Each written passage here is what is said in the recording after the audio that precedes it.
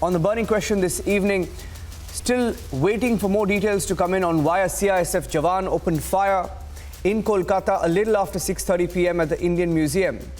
The shooting itself took place at the barracks outside the Indian Museum. Let me go across to Bisaka, my colleague, joining us live from the Republic Bangla newsroom. And in fact, she's on the site and she's been tracking the latest developments. Bisaka, why don't you tell us what happened there? What do we know about the incident? She's at the Indian Museum. Bisaka. Yes. Yes, Niranjan, I'm standing in front of the Indian Museum where the entire incident happened. And inside this Indian Museum, when it was closed, the gates were closed at about 6:30. And after that, there was a tussle between the colleagues of CISF Barrack and the head constable, who is named as A.K. Mishra, who allegedly said that he allegedly fired 15 rounds of bullets. And then one person who is already died, actually the ASI who was taken to the hospital, SSKM hospital, who was actually brought dead it has been confirmed by the doctor, and his body has been taken to the morgue. And after that, there was an injured person who was actually recovered. His name is Shubir Ghosh, who is a commandant of the CISF Barrack. And inside that Indian Museum, what happened? This is not even clearly known right now. It is yet to be investigated, as the CP of Kolkata Police, Vinit Goyal, had come here, and he stated that it is too early to say something on this, why the entire incident happened and why these 15 rounds of bullets were shot. It is not yet confirmed, but it is been assumed that there was some problem amongst the colleagues of CISF Barracks, that there was some problem regarding some leaves and other things. They were getting depressed due to some reasons amongst us. There would have been some personal causes that led A.K. Mishra, the head constable, to fire from AK-47 rifle 15 rounds of bullets. And when the commandos, specially equipped commandos of Kolkata Police, they entered this Indian Museum, the gates of Indian Museum, after the closing of this particular museum, they were seen that they were wearing bulletproof jackets on them, because at that point of time also the accused head constable A.K. Mishra, who was taking his AK-47 rifle in his hand, and there was an apprehension that this person could even charge few more rounds of bullets. So the cops, the officials of the Kolkata Police, they were severely on their guards, and the entire area that you can see right now, that it is getting some sort of normalcy right now. But at that point of time, it was basically encircled by the cops of Kolkata Police, the officials, and you must know that this is the Park Street end of Indian Museum, and there is another end where we can say that it is the Sada Street end, and there is the MLA hostel that is situated over there, just opposite to the CISF Barrack gate of Indian Museum. On that particular issue, because it's the MLA hostel, the MLAs of West Bengal, of all 294 constituencies, they stay here when the assembly sessions are being conducted, and at that point of time, or at every point of time, the entire location is under. It is basically a high security zone.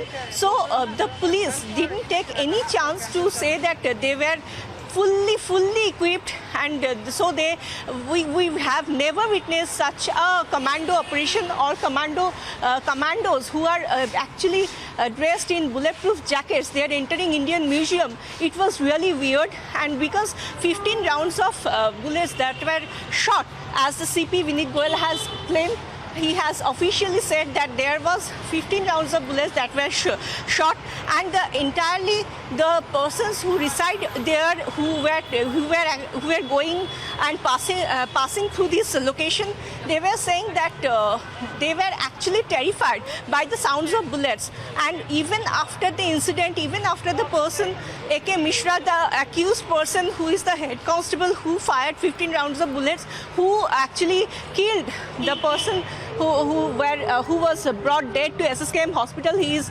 body is taken to the morgue of SSKM, and the other person is in the trauma care center right now in SSKM hospital.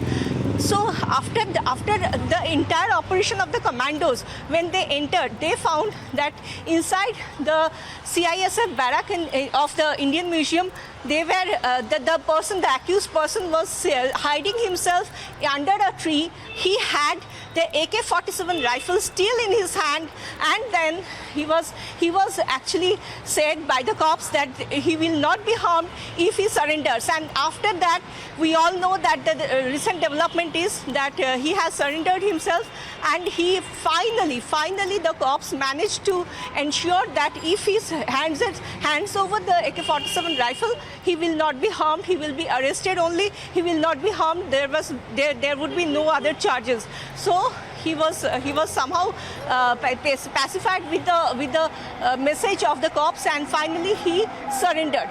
But the thing is, when assistant commandant of CISF, who is in the trauma care center of SSKM right now, we saw his wife who was visiting, who was rushing to SSKM because he got to know that her husband was admitted in the trauma care center of SSKM. Our representative, our correspondent Bhaskar Boshu, he asked the person who he asked the injured's wife how she got to know about the entire operation, entire incident. She said that she didn't have any idea of anything. She didn't know about anything. There was no tension. There was nothing. There was no personal dilemma or something like this. There was nothing that she got to know. But finally, suddenly she got to know that there was a firing, and she rushed to SSKM. The thing is that entirely, if we go through this particular lane, this road of Park Street, and we take a left turn, we go to the MLA hostel. Entire location is under right now. It is the entire location is not as it is known to every other day. Every other day that we get to know that it is a mobbed area. Yeah. It is a very much a crowded area. But right now it is not the same Park Street as we witness every day. Niranjan. Before I let you go, Bisaka, because we had those, very disturbing images of armed commandos also trooping in to some of those locations. Very tense moments when he was on the run, he was shifting locations, he was opening fire. What can you tell us about why he kept shifting locations? What went wrong? Because we saw some bullet marks on police cars as well. Was there some sort of a exchange of fire before he eventually surrendered? Because we have very little details available. There has... Exactly.